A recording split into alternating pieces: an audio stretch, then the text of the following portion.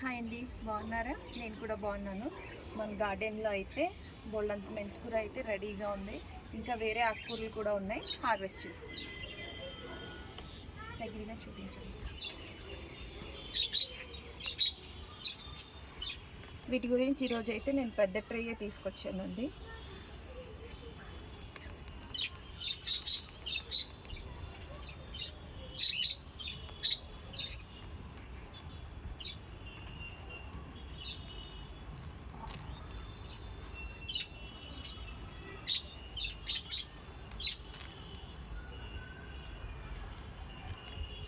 చూడండి ఎంత బాగుందో, చాలా ఫ్రెష్గా.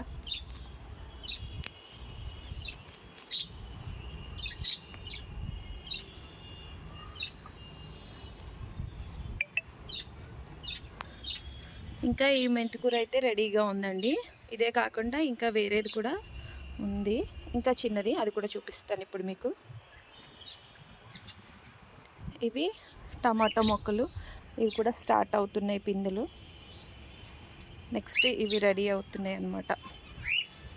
మా గార్డెన్లో గులాబీలు అయితే చాలా బాగుంటాయి చూడండి. ఇదిగోండి, ఇది కూడా మెంతికూరే, ఇంకా వేరే ప్లేస్లో కూడా ఉంది.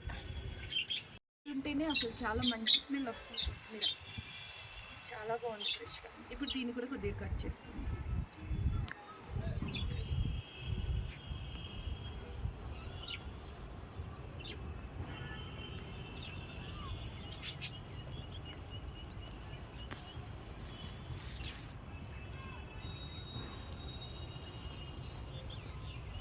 చూడండి అసలు ఎంత బాగుందో, చాలా గుబురుగా వచ్చింది అసలు.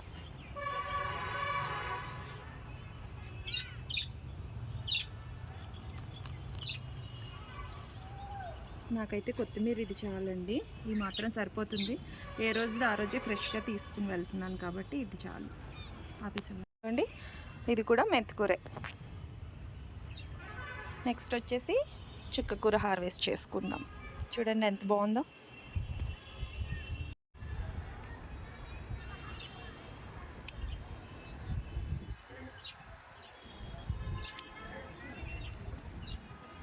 చూడండి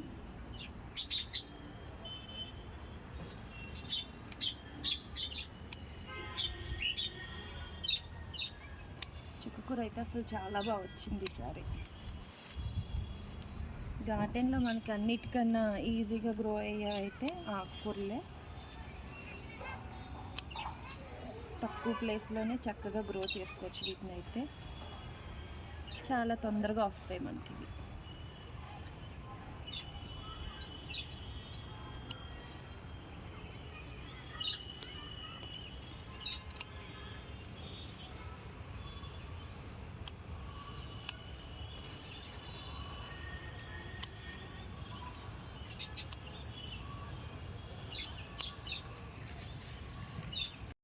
చూసారు కదా, పప్పులోకి అయితే నాకు ఈ చుక్కకూర సరిపోతుందండి.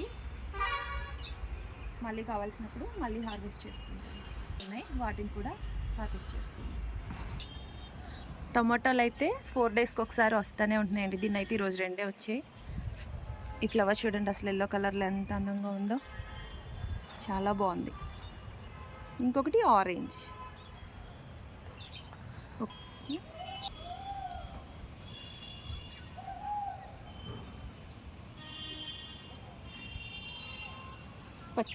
దీన్ని అయితే ఇంకా పచ్చికాయలు చాలా ఉన్నాయండి. నెక్స్ట్ ఇక్కడ కట్ చేసుకుందాం. ఇక్కడైతే ఇంకా గుత్తు కిందికైతే వాలిపోయింది పాపం, బరువు మోయలేక.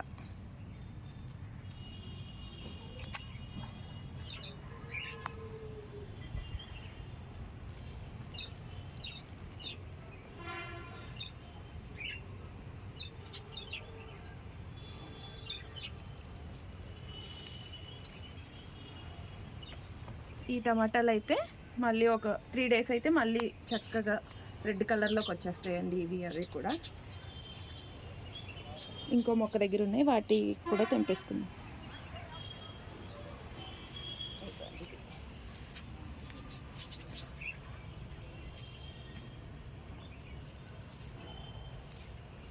ఇదైతే ఇప్పుడే కలర్ స్టార్ట్ అయింది. దీనికి కూడా ఒక 3 డేస్ పడుతుందండి.